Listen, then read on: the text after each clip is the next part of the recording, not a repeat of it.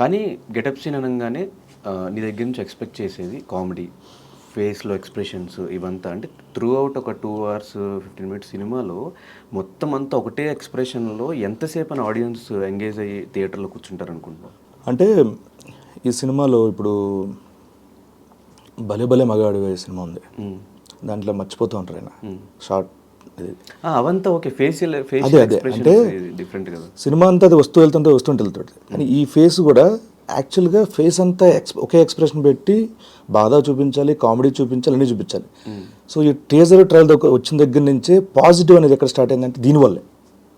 అంటే ఏంటి, ఒక దెబ్బ తగలడం వల్ల వాడు ఆపరేషన్ వికటించి ఎప్పుడూ నవ్వుతూనే ఉంటాడు, బట్ అన్ని ఎక్స్ప్రెషన్ చూపించాలి అనేది ఆడియన్స్కి చాలా కొత్తగా అనిపించింది అది. సో అదే కొత్త పాయింట్, అదే కనెక్ట్ అయిన పాయింట్ ఈ సినిమాకి చాలామందికి. క్యారెక్టర్ వైజ్, కథ వైజ్ సినిమా చూస్తే అర్థమవుతుంది. సో నాకు కూడా అదే నేను బాగా ఆకర్షితులైంది అక్కడే, ఆ పాయింట్ వల్లే. తర్వాత స్టోరీ విన్నాక ఈ రెండు అటాచ్ చేసుకున్న తర్వాత ఇంకా బాగుంటుంది అనిపించింది. సో అలాగే వచ్చింది.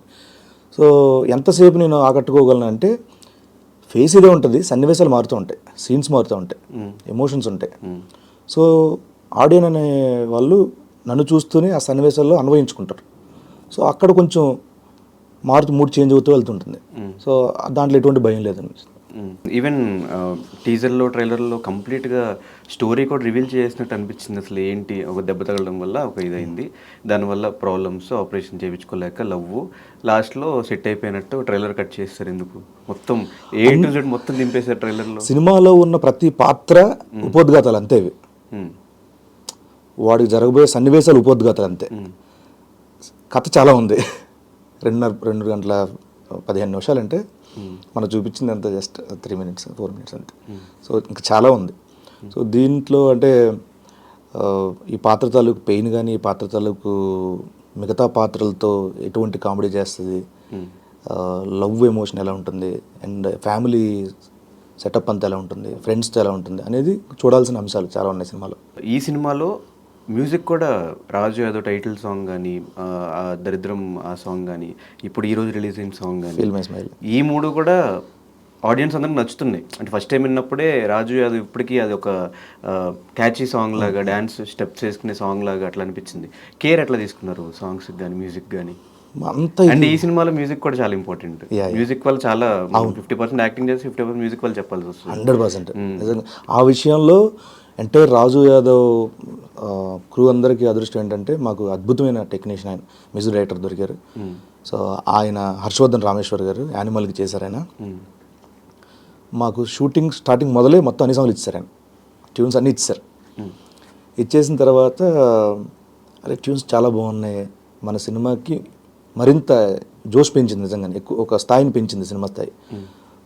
చాలా రిచ్ సాంగ్స్ ఇచ్చారు. దానికి తోడు చంద్రబోస్ గారు, కాసల శ్యామ్ గారు 2 పాటలు రాసి, చంద్రబోస్ గారు అయితే ఒక పాట రాసి ఒక పాట పాడారు ఆయన. అది చాలా అద్భుతంగా వచ్చింది అది. అండ్ తర్వాత రాహుల్ సుప్లగంజ్ భయ్య, రామ్ మీరేలా భయ్య, రాజు యాదవ్ చూడు అడగగానే నిజంగా ఒప్పుకొని పాడినందుకు చాలా థ్యాంక్స్ వాళ్ళకి. అండ్ డిజిటల్ సాంగ్ లా అనిపించింది యశస్వి, తన ఫీల్ మై స్మైల్ బాగా. సో చాలా మంచి ఆల్బమ్ వచ్చింది. నేను ఎంత ఎక్స్పెక్ట్ చేయలేదు. అండ్ మంగ్లీ, మా సిస్టర్ మంగ్లీ కూడా పాడారు, మంచి సాకి లాగా పాడారు అనమాట. ఉండాలి, ఒక ఫీమేల్ వాయిస్ ఉండాలి అది అనుకుని అడగగానే తన కూడా చిన్న లైన్ అని పాడింది నా కోసం. రాహుల్ సిబ్లిగంజ్, యశస్వి, మంగ్లీ, చంద్రబోస్ గారు అసలు ఎక్కడ తగ్గలేదు, కాంప్రమైజ్ అవ్వలేదు. అంటే దీనికి ఆల్ క్రెడిట్ గోస్ టు చారి గారు, మా డైరెక్టర్ కృష్ణమాచారి గారు. ఆయనకి ఏంటంటే ఫస్ట్ ఆడియన్స్లో ఒక ఇంప్రెషన్ రావాలంటే మ్యూజిక్తోనే. మ్యూజిక్ క్రియేట్ చేస్తుంది, దానికి అంత పవర్ ఉంది. మనవి రాకముందు లేకపోతే మన సాంగ్స్ వచ్చినా కూడా, అంటే మన ట్రైలర్ వచ్చినా టీజర్ వచ్చినా ఒక సాంగ్స్ దానికి మ్యూజిక్ అనేది ఇంపార్టెంట్.